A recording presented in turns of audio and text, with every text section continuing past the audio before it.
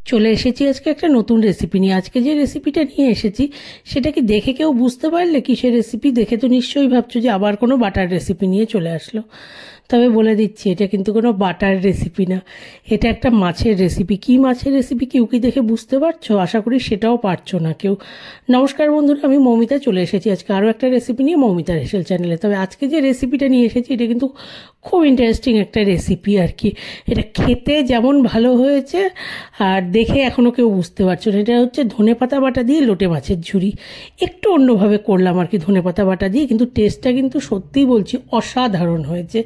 যে মাছগুলো দেখতেই পেলে ধুয়ে নিয়েছি, কড়াইতে দিয়ে দিলাম সর্ষের তেল। তেলটা গরম হতে দিলাম, এদিকে কাঁচা লঙ্কা আর ধনেপাতা আমি নিলাম 8টা কাঁচা লঙ্কা, দিয়ে দেব 1 আঁটি ধনেপাতা। এটার একটা পেস্ট বানিয়ে নেব কিন্তু ভালো করে একদম। এদিকে তেল গরম হওয়ার পরে দিয়ে দিলাম শুকনো লঙ্কা, গোটা জিরে ফোড়ন দিয়ে দিচ্ছি।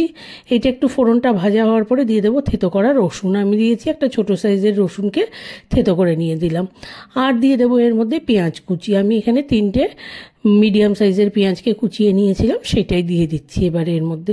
এই পেঁয়াজ আর রসুনটা একটু ভাজা হতে দিতে হবে, মানে পেঁয়াজটা হালকা গোল্ডেন ব্রাউন হওয়া অবধি ওয়েট করতে হবে। পেঁয়াজটা হালকা গোল্ডেন ব্রাউন হয়ে গেলে গিয়ে এর মধ্যে আমি দিয়ে দেবো কিন্তু মাছগুলো, যেগুলোকে আমি ধুয়ে রেখে দিয়েছিলাম। আর মাছের আমি আর কাটা ছাড়াচ্ছি না। তোমরা কেউ চাইলে কিন্তু এই যে দেওয়ার পরে একটু ঢাকা দিয়ে রাখতে পারো, তাহলেই আস্তে কিন্তু মাছের থেকে কাটাগুলোকে বেছে নেওয়া যাবে। কিন্তু এই মাছের কাটা এত নরম হয় যেটার আলাদা করে বাছার প্রয়োজন হয় না। এই মাছগুলোও দিয়ে দিলাম, দিয়ে ভালো করে একটু নাড়াচাড়া করে দিলাম পেঁয়াজের সাথে। দেখতে পাচ্ছ মাছের জল ছাড়া কিন্তু স্টার্ট হয়ে গেছে। এখন আমি দিয়ে দিলাম 1 চামচ আদা বাটা।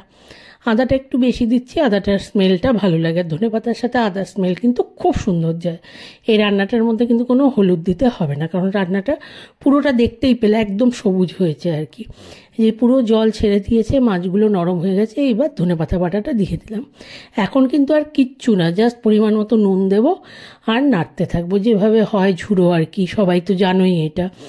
লোটে মাছের ঝুড়ো তো মোটামুটি ভালোবাসে না এমন বাঙালি বোধহয় নেই আর কি, সবাই ভালোবাসে। সেই ঝুড়োটাকেই একটু অন্যভাবে করলাম, যেহেতু শীতকাল ধনেপাতা দিয়ে সবই যখন ভালো লাগে এটাও করে দেখি কেমন হয়। কিন্তু খেতে সত্যিই দারুণ হয়েছিল। পরিমাণ মতো নুনও দিয়ে দিলাম, দিয়ে খুব ভালো করে কিন্তু মিশিয়ে দিতে হবে নুনটাকে। দিয়ে এখন মিডিয়াম ফ্লেমে এটাকে জাস্ট মাঝে মাঝে নাড়তে হবে, নেড়ে একদম যখন পুরো শুকিয়ে আসবে তখন ঝুড়ো রেডি হয়ে যাবে। এই হচ্ছে, আর কিন্তু কোনো কাজ নেই এখন এটার। এই যে দেখতে পাচ্ছ অলমোস্ট কিন্তু হয়ে গেছে গিয়ে, আর 2-3 মিনিট টানাবো, তাহলেই একদম লোটে মাছের ঝুড়ো রেডি। দেখতেই পাচ্ছ কালারটাও কত সুন্দর এসেছে। ধনেপাতা বাটা দিয়ে লোটে মাছের ঝুড়ো পুরো রেডি হয়ে গেল। এখন এটা আমি সার্ভিং বলে সার্ভ করে দিচ্ছি কিন্তু। একদম দেখতেই পাচ্ছ গরম গরম পুরো ধোঁয়া উঠছে। গরম ভাতের সাথে শীতের দুপুরে কিন্তু এটা একদম জমে যাবে গিয়ে পুরো। আর দেখে তোমাদের যদি ভালো লাগে তাহলে একটু সবাই কিন্তু জানিও আমাকে। আর সবাইকে হ্যাপি নিউ ইয়ার। তা রেসিপিটা যদি তোমাদের ভালো লাগে তাহলে একটু কমেন্ট করবে, শেয়ার করবে। আমার চ্যানেলটাকে প্লিজ প্লিজ সবাই সাবস্ক্রাইব করে নিও। সবাইকে অনেক অনেক ধন্যবাদ। এদেরকে হ্যাপি নিউ